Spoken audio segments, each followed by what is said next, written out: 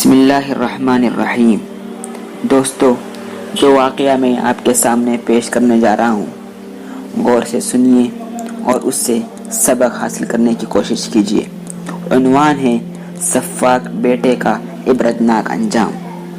ایک شخص کے والد انتہائی مالدار تھے، ان کا انتقال ہو چکا تھا۔ اس نے اپنے پیچھے خاصی دولت چھوڑی تھی۔ والد کے انتقال کے بعد اس کا ایک لوتا بیٹا اپنی ماں کا خدمت گزار تھا۔ باپ کے ترکے میں سے حتی المقدور جتنا ہو سکتا تھا اپنی ماں کی خدمت کرتا اور اس کی دیکھ بھال میں زندگی گزار رہا تھا۔ ایک دن ایسا بھی آیا جب وہ شادی کے بندھن میں بن گیا۔ اب وہ شادی شدہ نوجوان تھا۔ اس کے گھر میں ماں کے ساتھ اب ایک بیوی بھی جلوہ افروز ہو چکی تھی۔ اس کی بیوی خوبصورت ضرور تھی، مگر دوسروں کے حق میں اس کا رویہ بہت برا تھا۔ وہ خود غرضی اور مفاد پرستی کی تمام حدیں پار کر چکی تھی۔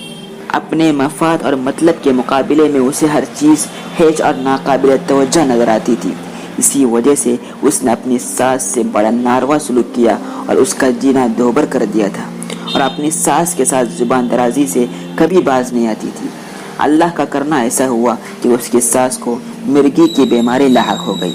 بس اب کیا تھا، وہ بیچاری بیٹے کے ہوتے ہوئے بھی اپنے بہو کی بدتمیزی، بے رخی اور بے حشی کا شکار ہو گئی۔ بوڑھی ساس کا وجود بہو کے لیے عذاب بن چکا تھا۔ یہ سلسلہ چلتا رہا، کشمکش بڑھتی گئی، ماحول کی تلخی میں اضافہ ہوتا رہا۔ ایک وقت آیا کہ بہو کا صبر کا پیمانہ لبریز ہو گیا۔ ساس کے ساتھ رہنا اب اس کی برداشت سے باہر تھا۔ ایک دن اس نے اپنے شوہر سے صاف صاف کہہ دیا، تمہیں اب دو باتوں میں سے ایک بات تو اختیار کرنا ہے، اپنی ماں کے ساتھ رہو یا میرے ساتھ۔ اب میں تمہاری ماں کے ساتھ نہیں رہ سکتی۔ بیٹے نے اپنی بیوی کو سمجھانے کی بہت کوشش کی، مگر لاکھ سمجھانے بجھانے کے باوجود اس کی رفیق حیات، اس کی بیوی اس کی بات ماننے کے لیے تیار نہیں تھی۔ اب اس کے سامنے دو میں سے ایک ہی راستہ تھا، ماں کی جدائی یا بیوی سے علیحدگی۔ یہ ایسا پرشوب اور مشکل وقت تھا کہ اس کے لیے کوئی فیصلہ کرنا دشوار ہو گیا۔ اس نے کافی دیر غور کیا، بہت سوچا، آخرکار اس نتیجے اس نے فیصلہ کیا کہ مجھے ماں کے ساتھ نہیں رہنا ہے بلکہ بیوی کے ساتھ رہنا ہے۔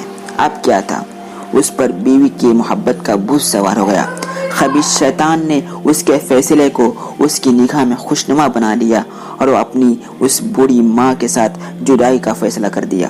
وہ ماں پتہ نہیں جس نے نہ جانے کیسی کیسی تکلیفیں اٹھا کر اس کی پرورش کی تھی۔ وہ شدید سردی کی رات تھی۔ اس نے اپنی شیطانی فیصلے کی تکمیل کے لیے ماں کو چھت پر چڑھایا اور پھر چھت سے نیچے دھکا دے دیا۔ جی ہاں، چھت سے نیچے، جی ہاں، اپنی ماں کو اوپر سے نیچے پھینک دیا۔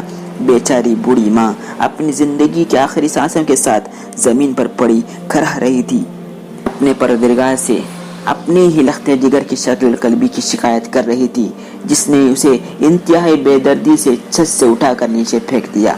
مجرمین اور منافقین کی عادت ہوا کرتی ہے کہ اپنے کالے کرتوتوں کو نیکی کا نقاب ڈال کر پیش کرتے ہیں۔ اس بدبخت بیٹے نے ایسا ہی کیا۔ ماں کی تجہیز تدفین کے بعد مجلس تعزیت منعقد کی تاکہ لوگ اس سے ہمدردی کے لیے آئیں، اس کی تعزیت کریں اور اس کو دعائیں دیں، مگر وہ ظالم اس بات سے بے خبر تھا کہ وہ قادر مطلق اللہ رب العالمین اس کے گناہوں کرتوت سے بخوبی واقف ہے، جسے اونگ آتی ہے نہ تو نیند آتی ہے، جو دلوں میں چھپے ہوئے راز کو بھی جانتا ہے۔ دن گزرتے گئے، رات ڈھلتی گئی، ظالم بیٹا زندگی کے رعنائیوں میں ڈوبتا چلا گیا اور اللہ کی مار سے بے خبر۔ وہ اس بات سے بے خوف تھا کہ اسے اس کے کالے کرتوتوں کی، اس کی صفاکی کی سزا ملنے والی ہے۔ بل اللہ تعالیٰ کی مار دنیا کے مجرمین سے کیسے ٹل سکتی ہے؟ اس کے دربار میں انصاف ضرور ملتا ہے، چاہے فیصلے کے نفاذ میں کتنا ہی وقت کیوں نہ لگ جائے، کیونکہ اللہ کا فیصلہ اور اللہ کا انصاف اپنے وقت پر ہی ہوتا ہے۔ آخرکار اللہ کی مار کا وقت آن پہنچا۔ اس ظالم بیٹے کو بھی اچانک وہی بیماری لاحق ہو گئی جس بیماری سے اس کی ماں دوچار تھی۔ اس کی جنون اور مرگی کے دوروں سے اس کی بیوی پریشان ہو گئی۔ اب بیماری لاحق ہونے کے بعد بیوی کا اپنے شوہر کے ساتھ وہی رویہ تھا جو اس کی ماں کے ساتھ تھا۔ اب وہ ظالم بیٹا اپنی پیاری اور چہیتی بیوی کی بے رخی کا شکار ہو چکا تھا، جس کے خاطر اس نے اپنی ماں کو چھت سے دھکا دے کر ہلاک کر دیا تھا۔ وہ ایک سرد رات تھی جب وہ عالم جنون میں گھر کی چھت پر چڑھ گیا، مگر اس بار وہ کسی کے سہارے چھت پر نہیں چڑھا تھا بلکہ خود ہمت کر کے اوپر چڑھ گیا تھا۔ اب وہ چھت کے اس حصے میں جا پہنچا جہاں سے اس نے اپنی ماں کو نیچے پھینکا تھا اور اس کو ہلاک کر دیا تھا۔ اس نے ایک دم چھت سے نیچے چھلانگ لگا دی اور چند ہی لمحوں میں اس کو اپنے کالے کرتوتوں کا پورا بدلہ مل چکا تھا۔ ہمیں اس کہانی سے یہ سبق ملتا ہے، اس قصے سے یہ سبق ملتا ہے کہ ہمیں اپنے والدین کے ساتھ اچھا سلوک کرنا چاہیے اور ہر حال میں اپنے والدین کو ہی اول درجہ اور ان کو فوقیت دینی چاہیے۔ اللہ ہم سب کو توفیق عطا